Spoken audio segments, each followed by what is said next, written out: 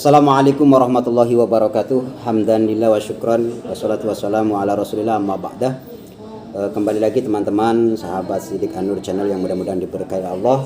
Baik, kali ini teman-teman kita akan membahas tentang kisah kekhusyuan dari Rasulullah Shallallahu Alaihi Wasallam ketika beliau sholat. Hal yang paling sulit sekali dilaksanakan bagi kita sebagai umat manusia adalah bagaimana cara kita sholat bertakarub kepada Allah dengan penuh khusyuk. Karena khusyuk sendiri bukan datang dari niat saja, akan tetapi sekaligus niat yang paling utama juga ada tindakan yang bagaimana caranya agar bisa khusyuk itu dibarengi dengan niat, tapi tindakan yang memberikan konsekuensi untuk kekhusyuan itu akan datang. Teman-teman yang mudah-mudahan diberkahi oleh Allah, menurut Al-Ghazali, obat yang paling ampuh untuk meraih kekhusyuan sholat adalah menyingkirkan sesuatu yang mengganggu perhatian hati. Contoh misal, menurut Imam Ghazali, ketika kita sholat ada sesuatu yang membuat kita terpana dengan sesuatu itu, maka buanglah. Contoh misal, ketika kita sholat ada sesuatu fokus kita terhadap sesuatu yang kita bawa, cincin seumpama ataupun jam tangan, dan itu bisa mengalihkan perhatian kita, buang. Artinya ketika sholat jangan dipakai.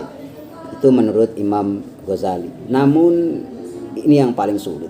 Sesuatu yang mengganggu itu tidak mungkin disingkirkan kecuali dengan menyingkirkan sebab-sebabnya. Baik sebab yang datang dari luar maupun yang datang dari dalam diri kita, atau datang dari seorang yang ingin khusyuk dalam sholatnya. Bahkan dalam satu riwayat, Sayyidina Ali karamallahu wajhah itu terkenal sahabat yang paling khusyuk dalam sholat. Itu pun ketika beliau diuji oleh Rasulullah Shallallahu Alaihi Wasallam ketika sholat subuh yang minimal rakaatnya paling sedikit 2 rakaat, dan tentunya waktunya sedikit. Ditantang oleh Rasulullah dengan mengiming-imingi beliau akan dikasih surban dari Rasulullah ketika berhasil melakukan sholat dengan khusyuk.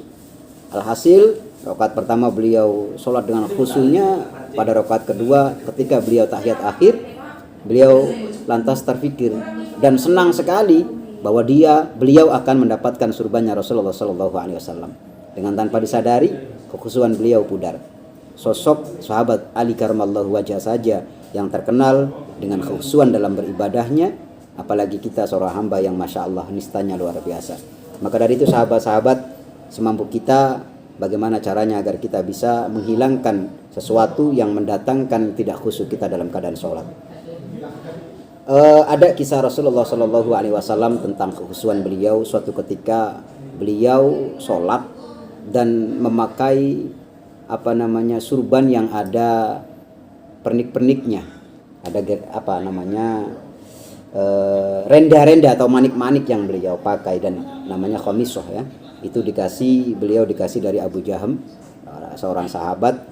Ketika sholat, beliau hendak sholat dan beliau memikirkan itu. Akhirnya sebelum beliau melakukan sholat, surban itu lantas dikasihkan oleh sahabat untuk dikembalikan kepada sahabat Abu Jaham dan ditukar dengan surban yang tidak ada manik-maniknya. Artinya ini mengindikasikan, katanya Al-Imam Al-Ghazali, bahwa ketika sesuatu yang itu menyebabkan kekhusyuan kita akan bisa hilang, maka sesuatu itu harus kita hilangkan. Sahabat yang mudah-mudahan dimuliakan oleh Allah, dalam kata lain ulama mengatakan kekhusyuan kita tingkatnya adalah minimal ketika kita takbiratul ihram Allahu Akbar, paling tidak kita fokus, buang semua kehidupan dunia, buang semua perkara yang kita berkaitan dengan keduniaan. Kita fokuskan pada saat itu, Allah, saya niat sholat subuh atau sholat niat sholat subuh 2 rakaat menghadap kiblat karena Allah Ta'ala. Itu kita fokuskan taqarrub ilallah, bermunajat kepada Allah. Mudah-mudahan itu bisa memberikan gambaran ketika takbiratul ihram kita khusyuk, penuh dengan khusyuk, maka fa insyaallah seterusnya terus kita pertahankan kekhusyuan itu sampai pada akhirnya kita melaksanakan rukun sholat yang terakhir, yaitu salam.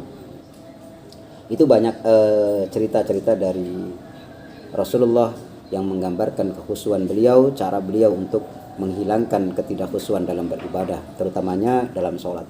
Bahkan juga diceritakan beliau pernah ketika sholat memakai cincin, dan pada saat sholat beliau teringat cincin, sehingga ketika beliau selesai sholat, cincin itu beliau tidak pakai ketika sholat. Ini mengindikasikan sesuatu yang membuat kekhusyuan kita berdampak untuk mempengaruhi kekhusyuan itu, maka ya kita hilangkan. Tujuannya apa? Agar supaya sholat kita tetap khusyuk. Mudah-mudahan ini bermanfaat bagi kita semua dan terutamanya bagi saya. Salam seruput kopi pagi. Bila taufik wal hidayah. Assalamualaikum warahmatullahi wabarakatuh. Mantap. Mantap.